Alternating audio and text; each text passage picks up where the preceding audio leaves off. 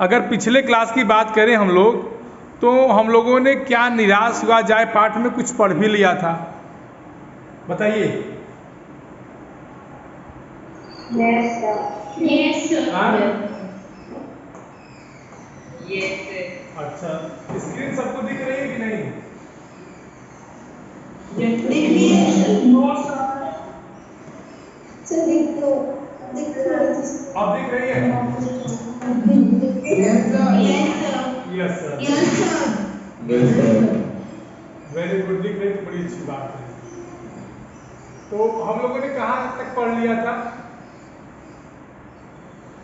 So first page का third paragraph तक पढ़ लिया था, fourth paragraph start कर ये हो गया था, ये हो गया था और ये हो गया था।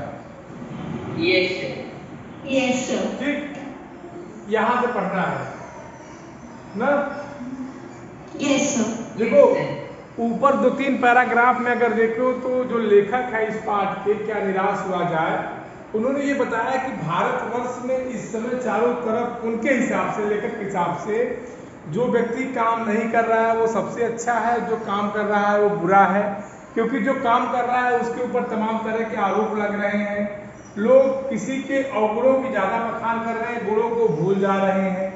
ठीक है, और समाचार पत्र में प्रायः वो क्या करते हैं, चोरी डकैती इस तरह के आरोपों को पढ़ते पढ़ते उनका दिमाग जो है एकदम थक गया है।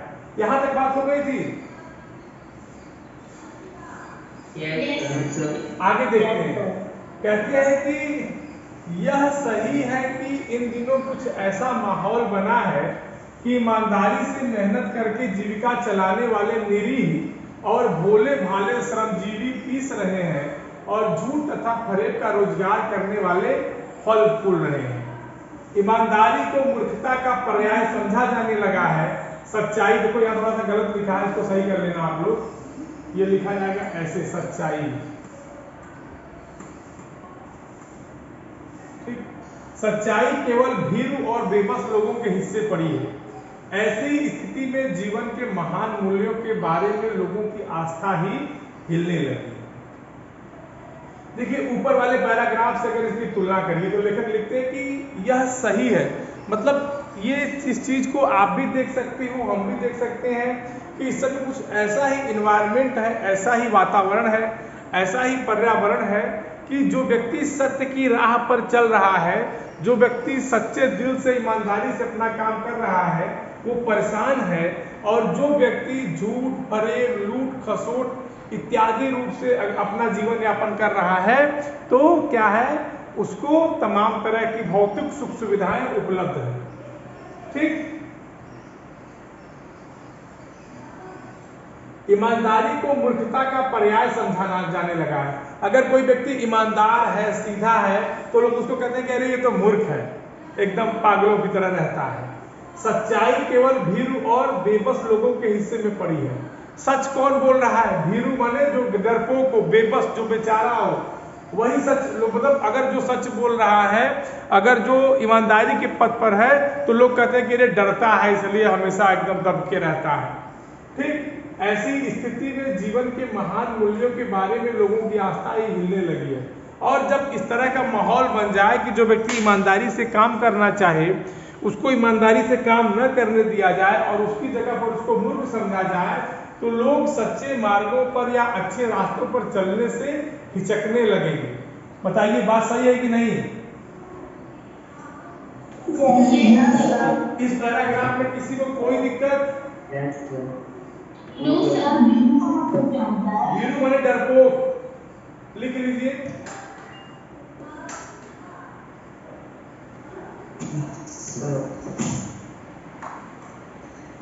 भीरू माने होता है डरपोक, लिख लीजिए उसको जरा सा। क्या होता है? हाँ, भीरू माने होता है बच्चा डरपोक। आगे देखिए, आगे बढ़ते हैं, आगे बढ़ा जाए, आगे बढ़ते हैं। कहते हैं कि भारत, देखिए आगे देखिए, भारतवर्ष की बात है। हाँ बताओ क्या दिक्कत, किसी कोई दिक्कत है क्या?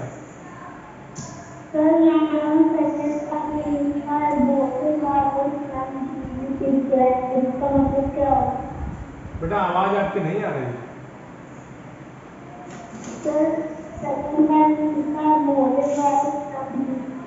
हाँ, भोले भाले श्रमजीवी माने जो सीधे साधे श्रमजीवी माने जो मेहनत करने वाले लोग होते हैं। श्रमजीवी का मतलब होता है मेहनत करने वाले लोग। लिख लीजिए, मेहनत करने वाले। श्रम माने होता है मेहनत, ठीक है, मेहनत करने वाले। आगे देखते हैं, कहते हैं कि भारतवर्ष में कभी भी भौतिक वस्तुओं के संग्रह को बहुत अधिक महत्व नहीं दिया है। उसकी दृष्टि से मनुष्य के भीतर जो क्या बात है बच्चा, क्यों बोल रहे हो? कहते हैं कि भारतवर्ष में कभी भी भौतिक वस्तुओं के संग्रह को बहुत अधिक महत्व नहीं दिया है। उसकी दृष्टि से मनुष्य के भीतर जो महान आंतरिक गुण स्थिर भाव से बैठा हुआ है वही चरम और परम है।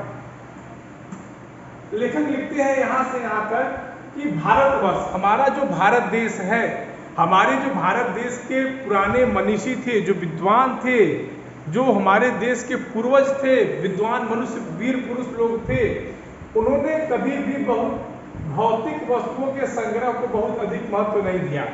भौतिक वस्तु समझते हैं जो ये संसार की चीजें, जो सुख सुविधा वाली चीजें हमको दिखती हैं, उनको भौतिक कहते हैं। जैसे बंगला, गाड़ी, कार, ये सब जो चीजें हैं ये भौतिक सुख सुविधाएं हैं। लेखक लिखते हैं कि भारतवर्ष के लोगों ने, भारतवर्ष कहने का मतलब है कि भारतवर्ष में रहने वाले लोग, तो भारतवर्ष के जो वीर पुरुष थे, जो महान पुरुष थे, उन लोगों ने कभी भी भौतिक वस्तुओं के संग्रह को, मतलब जो हमारे पास आधुनिक सुख सुविधाएं देने वाले साधन चीजें हैं, इनको इन्होंने बहुत अधिक महत्व नहीं दिया। क्यों? क्योंकि उनकी नजर में, उनकी दृष्टि में जो हमारे अंदर जो आंतरिक गुण विद्यमान है, जो हमारे आंतरिक भाव है, वही सब कुछ है, बाकी सब कुछ दिखावा है। लोभ, मोह, काम, क्रोध आदि का विचार मनुष्य में स्वाभाविक रूप से विद्यमान रहते हैं, पर उन्हें प्रधान शक्ति मान लेना और अपने मन तथा बुद्धि को उन्हीं इशारे पर छोड़ देना बहुत बुरा आचरण है। लेखक लिखते हैं कि आज के जमाने में, जो ऊपर लिखा है उन्होंने, कि आज के जमाने में जो दशा है, वो उस दशा को देख करके, उसको लेकर के हमको ये लगता है कि मनुष्य का सच्चाई के रास्ते पर चलना बहुत कठिन हो गया है। और ऊपर वाली लाइन अगर आप पढ़ेंगे तो उसमें लिखते हैं कि जो लूट और फरेब से रह रहा है वो बहुत सुखी है। उसी चीज को यहाँ देखिए, यहाँ लिखते हैं कि लोभ, मोह, काम, क्रोध, ये सब मनुष्य के रजोगुण है, तमोगुण है। लोभ, मोह, काम, क्रोध, ये सब जो है मनुष्य के अंदर विद्यमान रहते हैं। सबके अंदर लोभ होता है, सबके अंदर काम होता है, सबके अंदर माया होती है, सबके अंदर इस तरह के विचार होते हैं। लेकिन इन गंदे विचारों को यदि हम अपने दिमाग में बैठा करके काम करेंगे तो फिर हमारा आचरण बहुत बुरा हो जाएगा। जैसे हमारे मन में अंदर भी लालच है, लेकिन क्या अगर हम हमेशा लालच करें तो उचित होगा? बताइए। वही लेखक लिखते हैं कि लोभ, मोह, लेखक लिखते हैं कि लोभ, मोह, काम, क्रोध सबके अंदर होते हैं। लेकिन इसका मतलब ये तो नहीं ना कि हम लोग उसी को प्रधान शक्ति मान ले, कि हमारे शरीर में लोभ रहे, मोह रहे और इसी को हम सब कुछ मान करके अपना काम करें, तो ऐसे तो चीजें बिगड़ जाएंगी ना बच्चा। बताइए। यस भाई अगर आप देखिए, एक रामचरितमानस में एक चौपाई है, ध्यान से सुनना मेरी बात। रामचरितमानस में एक चौपाई है कि सुमत कुमत सबके उर रहई, नाथ पुराण निगम अस कहई। सुमत और कुमत माने अच्छी बुद्धि, और कुमत माने दुर्बुद्धि या गंदी बुद्धि या गंदे विचार, ये सबके मन में होते हैं। मेरी बात ध्यान से सुनना, जो ऊपर लाइन लिखी है उस लाइन से मैं बता रहा हूं कि सुमत कुमत सबके उर रहई, नाथ पुराण निगम अस कहई। मतलब अच्छी बुद्धि, सतगुण और दुर्बुद्धि माने गंदी बुद्धि या खरे गंदी विचार, ये हर व्यक्ति के, हर इंसान के दिल में रहते हैं। और नाथ पुराण निगम अस कहै, मतलब कहने का तात्पर्य ये है कि हमारे जो वेद है, हमारे जो ग्रंथ है, ये सब इस बात को कहते भी हैं कि ये सब चीजें होती हैं। और इसके आगे क्या लिखते हैं कि जहां सुमति तहां संपत्ति नाना, और जहां हमारे अच्छे विचार होंगे, जहां हमारे बुद्धि अच्छे तरीके से काम करेगी, वहां हम तमाम तरह की सुख सुविधाओं से भर जाएंगे। जहां सुमति तहां संपत्ति नाना, जहां कुमति तहां विपत्ति निधाना। जहां आपकी बुद्धि विपरीत काम की, वहां आपको तमाम तरह की दुखों से सामना करना पड़ सकता है। संस्कृत में एक श्लोक है, विनाश काले विपरीत बुद्धि। बोलिए, सबको बात समझ में आ रही है? गर्विका, अरहान, उन्नति, आरव। आरव बेटा बात समझ में आ रही है? आरव,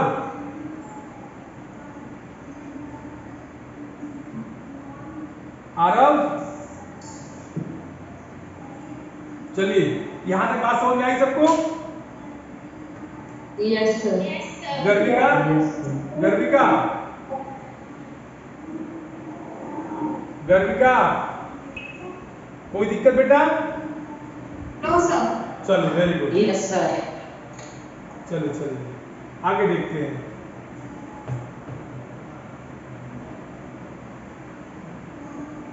भारतवर्ष ने कभी भी उन्हें उचित नहीं माना, उन्हें सदा संयम के बंधन से बांध कर रखने का प्रयत्न किया है, परंतु भूख की उपेक्षा नहीं की जा सकती, बीमार के लिए दवा की उपेक्षा नहीं की जा सकती, गुमराह को ठीक रास्ते पर ले जाने के उपायों की उपेक्षा नहीं की जा सकती। देखिए हमारे इसमें जो लेखक हैं वो लिखते हैं कि हमारे देश ने इन गंदी चीजों को तो महत्व बिल्कुल नहीं दिया, बल्कि क्या किया कि अपने आप को संयमित रखा, अपने आप को अनुशासित रखा। आप देखिए हमारे ऋषि महर्षि हुआ करते थे, अपने आप को तपस्या में एकदम संयमित रखते थे, साधना में लीन रहते थे। लेकिन अब इतना संयमित रहने के लिए या तो आपका माइंड सेटअप बहुत अच्छा हो, दूसरी बात, लेकिन हमारा शरीर है, पेट भरने के लिए कुछ न कुछ तो उपाय करना पड़ेगा। भूख की अपेक्षा नहीं की जा सकती, बीमार के लिए दवा की उपेक्षा नहीं की जा सकती। मतलब अगर कोई व्यक्ति बीमार है तो ऐसी बात तो है नहीं कि हम दवा नहीं करेंगे, दवा भी जरूरी है, भूख भी जरूरी है, गुमराह को ठीक रास्ते पर ले जाने के उपायों की उपेक्षा नहीं की जा सकती। अगर कोई व्यक्ति आपके सामने है और गलत कृत्य कर रहा है, गलत कार्य कर रहा है, तो ऐसी भी बात नहीं कि हम उसको समझाना छोड़ देंगे। अपने आप को हम संयमित हैं, हम अपने आप को अच्छी बुद्धि वाला रखते हैं, तो इसका मतलब ये नहीं है कि सामने वाले को हम सिखाना छोड़ देंगे। अपना कर्तव्य, मेरा भी कर्तव्य तो यही है। बोलिए, किसी को कोई दिक्कत है तो बताओ, मैं एक एक लाइन का अर्थ बता रहा हूँ। सर ये भूख और गुमराह और बीमारी तो समझ में नहीं आया जो मैंने। मतलब कहने का मतलब है कि अगर हम इतना, मतलब इसे ऊपर वाले, अगर ऊपर वाले पैराग्राफ में ध्यान से देखिए तो लिखा है, ध्यान से समझिएगा कि ऊपर वाले पैराग्राफ पर ध्यान से देखिए तो उसमें ये लिखा है कि कुछ लोग झूठ फरेब का सहारा लेकर के खुश रहते हैं, लिखा है। बोलिए। लेकिन यहाँ कहने का मतलब है, लेकिन झूठ का सहारा लेकर हम किसी को बेवकूफ तो बनाकर उसका पैसा तो लेंगे नहीं, किसी का पैसा गलत तरीके से तो हम चुराएंगे नहीं, किसी का पैसा गलत तरीके से। तो वही कहने का मतलब है कि सब कुछ करने के बाद अपने आप को अगर हम संयमित रखते हैं, अनुशासित रखते हैं, तो भी हमारे शरीर में अगर पेट है तो भूख तो लगेगी ही। बोलिए। अगर मनुष्य का शरीर है तो बीमार तो होंगे ही। तो लेखक के कहने का मतलब है बच्चा कि इन सब चीजों को ध्यान में रखते हुए, आपको गलत काम न करते हुए, अच्छे मार्गों का अनुसरण करते हुए, और इन सब चीजों का ध्यान भी रखना है कि भूख भी लगेगी, बीमार भी होगी, और अगर कोई व्यक्ति गलत मार्ग पे जा रहा है तो उसको समझाना, मतलब आप सद्गुणों को लेते हुए दुर्गुणों को दूर करते हुए अपने कर्तव्यों पर आगे बढ़ेंगे। बताइए, यहाँ तक बात समझ में आई कि नहीं? किसी अब समझ में आ गया पैराग्राफ? बहुत यस सर। ये जानिए, ये जो पाठ है बेटा ना, बहुत बढ़िया पाठ है। ये आपके जीवन में आप इसको आप उतार सकते हैं और करना कुछ नहीं है। जानते हैं क्या करना है? बस अपने आप को अनुशासित रखिए, डिसिप्लिन में आप रहिए, और वो बहुत कठिन काम नहीं है। इसका नाम ही पाठ का देखिए, क्या निराश हुआ जाए। निराश क्यों होते हो? क्या निराश हुआ जाए? निराश होने से आज तक कभी किसी को कुछ मिला है क्या? Garvika, no sir. Garvika, no sir. कुछ मिला है क्या? याद आ रहा है कुछ? Yes sir. कुछ मिला है क्या? हाँ हाँ हाँ, ठीक है। चलिए आगे पढ़ना है बेटा। यस सबको समझ में आ रहा है कि नहीं? ठीक है। कहते हैं कि हुआ यह है कि इस देश के कोटि कोटि दरिद्र जनों की हीन अवस्था को दूर करने के लिए ऐसे अनेक कायदे कानून बनाए गए हैं जो कृषि, उद्योग, वाणिज्य, शिक्षा और स्वास्थ्य की स्थिति को अधिक उन्नत और सुचारू बनाने के लक्ष्य के लिए प्रेरित है। परंतु जिन लोगों को इन कार्यों में लगना है, उनका मन सब समय पवित्र नहीं होता। प्रायः वे ही इस लक्ष्य को भूल जाते हैं और अपनी ही सुख सुविधाओं की ओर ज्यादा ध्यान देने लगते हैं।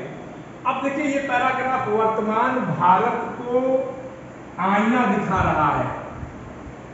कहते हैं कि हुआ यह है कि, देखिए आप सबको पता है कि भारत एक गणतांत्रिक देश है। India is a republic country, सबको पता है। और जब हमारा देश गणतंत्र है तो हमारे देश का एक संविधान है। चीज को समझिए यहां से है।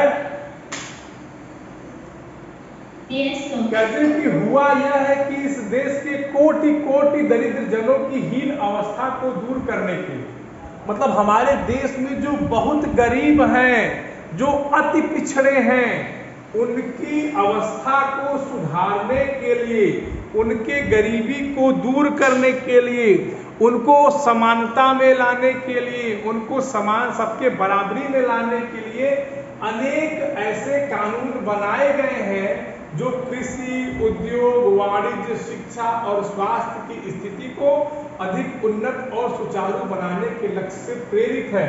आप देखिए, हमारे देश में ऐसे ऐसे कानून बनाए गए हैं, ऐसे संविधान में नियम उल्लेख हैं जो हमारे देश के गरीब तबका है, हमारे देश का अति पिछड़ा वर्ग है, वह उन सबको, चाहे खेती के क्षेत्र में, चाहे व्यापार के क्षेत्र में, चाहे श्रम के क्षेत्र में, सबको एक समान बनाने की उद्देश्य से ही बनाए गए हैं। मतलब सब लोग एक बराबरी हो, कोई ऊंच नीच का अंतर न हो। लेकिन परंतु जिन लोगों का इन कार्यों में लगना है, उन सबका मन इस समय पवित्र नहीं होता। और कहते हैं कि जिन लोगों को इन कार्यों में लग के इस काम को सफल बनाना है, उन सबका मन हर समय पवित्र नहीं होता। मतलब सबके आचरण हमेशा शुद्ध नहीं होते और प्रायः वे ही लक्ष्य को भूल जाते हैं और अपनी ही सुख सुविधा की ओर ज्यादा ध्यान देने लगते हैं। कहने का तात्पर्य ये है कि हमारे देश में सबको एक समान रूप से एक मंच पर लाने के लिए तमाम, चाहे खेती के क्षेत्र में, चाहे व्यापार के क्षेत्र में, एक कानून बनाए गए हैं। और जो इससे जिसका उद्देश्य ही ये है कि भारतवर्ष का प्रत्येक व्यक्ति मुख्य धारा में रहे। लेकिन दिक्कत कहां पर आ रही है? जिन लोगों को इन कार्य में लगना है, जिन लोगों को इस काम को अंजाम देना है, वो ही क्या कर रहे हैं? कभी कभी उनका मन अपवित्र हो जाता है और वो इन सब चीजों को छोड़ करके अपनी सुख सुविधाओं पर ध्यान देने लगते हैं। ये तो सीधी सीधी बात हो गई। अब इसको समझिए, जैसे मान लीजिए गरीबों के लिए भारत सरकार ने योजना बनाई कि हमको प्रत्येक गरीब को कंबल बांटना है। अब जिन लोगों को ये काम करना है अच्छे कंबलों को देख के हो सकता है उनके मन में पाप आ जाए। पाप कहने का मतलब उनकी बुद्धि बदल जाए। अब वो 10 को बांटे और 20 अपने घर में रख लिए। बोलिए।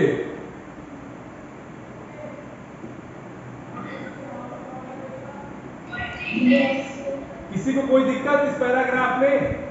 No sir. No, sir. कहीं से भी कोई दिक्कत किसी को? No sir. किसी को कहीं से कोई दिक्कत? जिसको No, sir. जिसको बात न समझ में आ रही है वो भी बता देगा कि सर हमको ये चीज नहीं समझ में आई, तो हम यहीं से पढ़ा देंगे। वर्षा समझ में आ रहा है कि नहीं?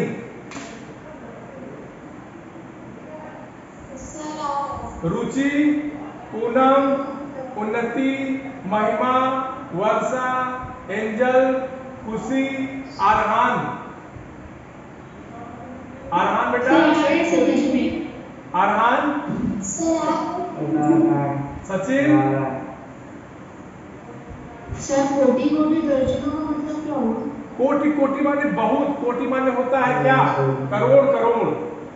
ठीक है, जो हमारे देश में गरीबों की संख्या बहुत अधिक है ना। ठीक।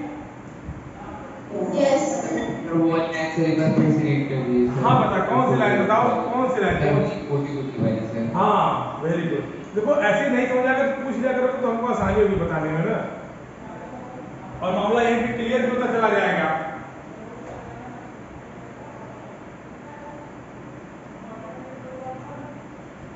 कहते हैं कि हुआ यह है कि इस देश के कोटि कोटि दरिद्र जनों की हीन अवस्था को दूर करने के लिए, मतलब हमारा जो भारत देश है यहाँ पे रहने वाले गरीबों की गरीबी को दूर करने के लिए हमारे देश में ऐसे कानून, ऐसे नियम बनाए गए हैं कि जिससे इनकी गरीबी दूर हो जाए। ठीक, और कोई दिक्कत? No, sir. No, sir. देखिए ये पाठ मैं आपको बता रहा हूँ, ये पाठ बहुत महत्वपूर्ण बात है बेटा। ये कहीं न कहीं आपकी जीवन से जुड़ी हुई बातें कर रहा है। आगे देखिए, आगे पढ़ाए। Yes, sir. कहते हैं कि सर कोटि मींस तो सर टाइप भी होता है ना। कोटि माने करोड़ बेटा। सर टाइप भी तो होता है। टाइप माने प्रकार। हाँ सर, लेकिन सर उसको संस्कृत में सर उसको कोटि ही कहते हैं सर। इतनी कोटि का ये होते हैं सर, ऐसे क्या बोलते हैं?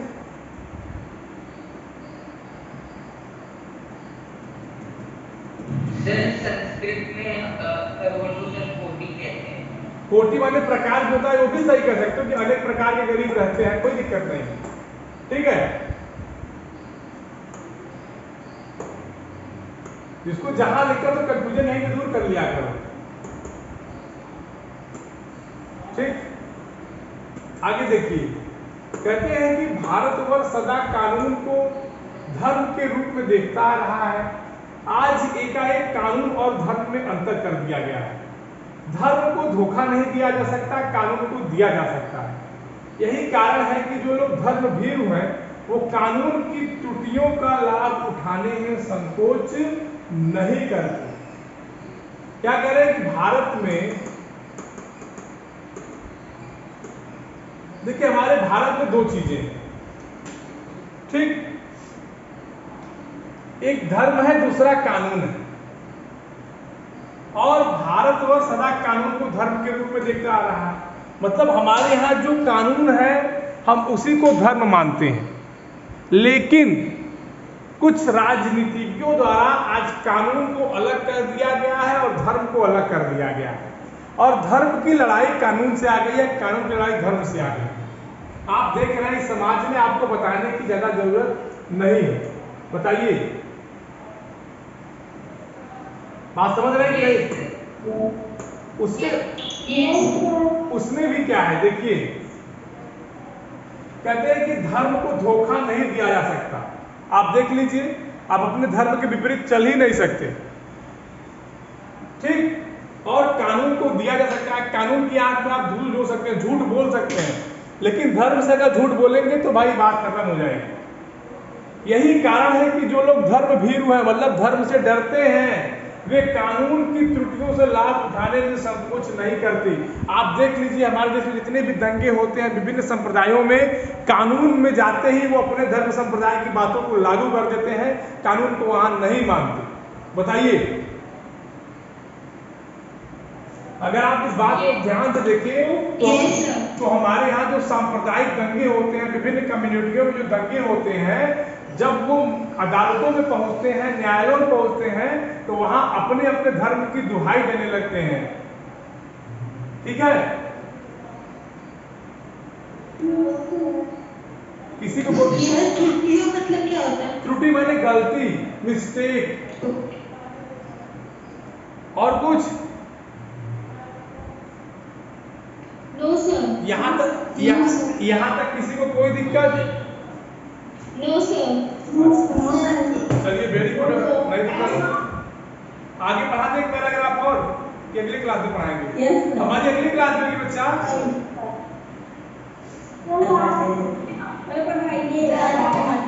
पढ़ा दे। अरे तुम लोग इतना मगन हो गए पढ़ने में। चलिए ठीक है, पढ़ा दे। कहते हैं कि इस बात के पर्याप्त प्रमाण खोजे जा सकते हैं कि समाज के ऊपरी वर्ग में चाहे जो भी होता रहा हो, भीतर भीतर भारतवर्ष अब यह अनुभव कर रहा है कि धर्म कानून से बड़ी चीज है। अब भी सेवा, ईमानदारी, सच्चाई और आध्यात्मिकता के मूल्य बने हुए हैं। वे दब अवश्य गए हैं लेकिन नष्ट नहीं हुए हैं। आज भी वह मनुष्य से प्रेम करता है, महिलाओं का सम्मान करता है, झूठ और चोरी को गलत समझता है, दूसरों को पीड़ा पहुंचाने को पाप समझता है। कहते हैं कि इस बात के पर्याप्त प्रमाण खोजे जा सकते हैं। आज हमको अगर देखें तो बहुत सबूत ऐसे मिल जाएंगे। भले ही समाज का जो ऊपरी वर्ग हो, जो समाज का उच्च वर्ग हो, वो कुछ भी कर ले, लेकिन हमारा जो भारतवर्ष है वो इस बात को मानता है कि धर्म में जो चीजें लिखी गई हैं वो कहीं न कहीं कानून से ऊपर हैं। हमारे धर्मों में जो सेवा लिखा गया है, जो ईमानदारी लिखी गई है, जो सच्चाई की बात बताई गई है, जो आध्यात्मिकता हमको बताई गई है, भले ही वर्तमान परिप्रेक्ष्य में कानून के चलते वो दब गई, लेकिन नष्ट नहीं हुई है। उनको दबाव भले दिया गया है इन सब चीजों को, लेकिन वो सब चीजें एकदम पूरी तरह से समाप्त नहीं हुई है। आज भी हमारे समाज में प्रेम है, सच्चाई है, महिलाओं का सम्मान है, एक दूसरे के प्रति प्रेम है, सौहार्द है। कानून के रूप में या कानूनन रूप से उसको भले नफरत दिखाई जाए, लेकिन वास्तव में हर किसी धर्म में यही बात बताई जाती है कि हमें आपस में मिलजुल कर रहना चाहिए, नफरत नहीं करना चाहिए, हिंसा नहीं करना चाहिए। हमें कुल मिला के आपस में भाई भाई की तरह रहना चाहिए। बताओ, ये हर धर्म में बताया जाता है कि नहीं बताया जाता? अब किसी को कोई दिक्कत यहाँ तक? यहाँ तक सबको समझ में आ गई बात? अच्छा, क्या बेटा?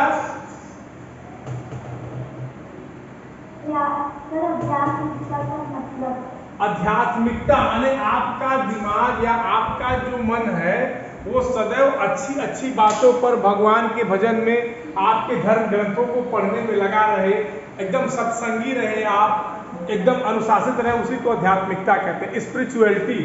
ठीक,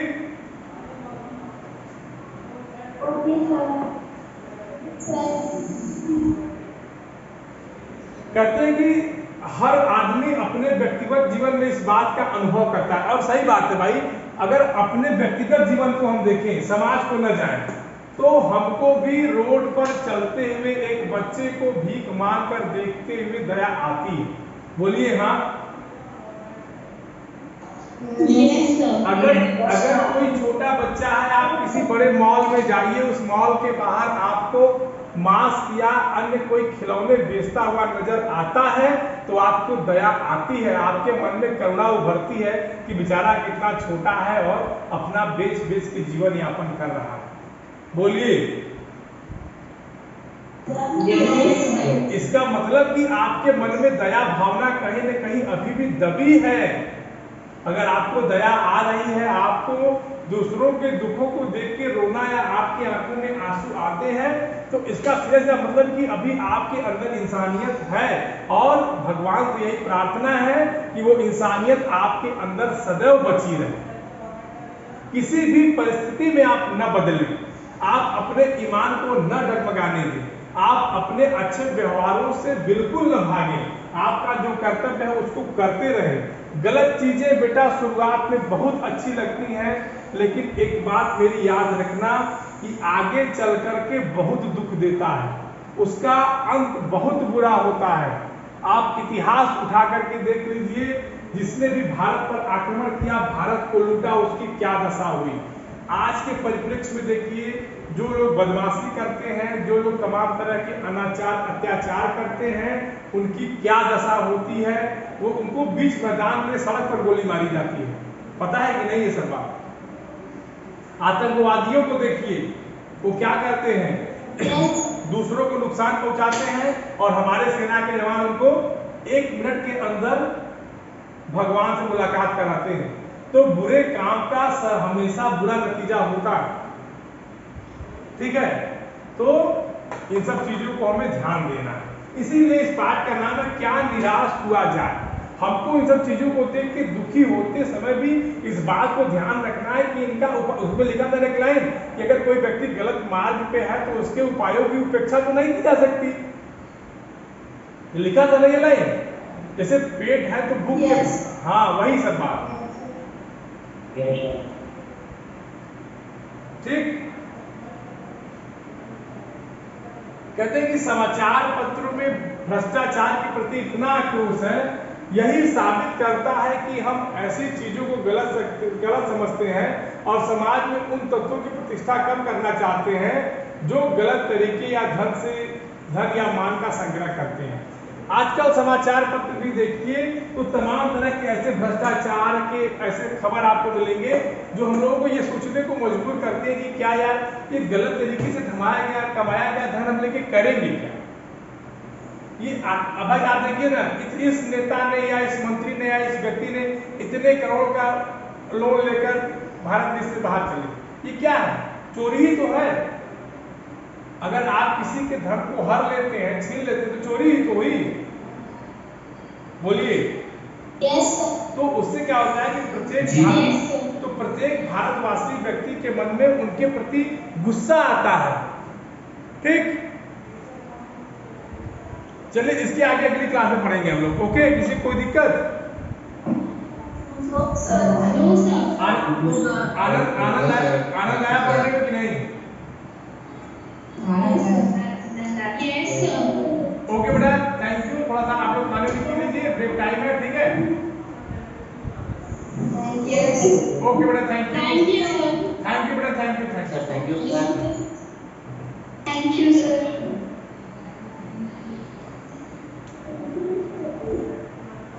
Thank you, sir.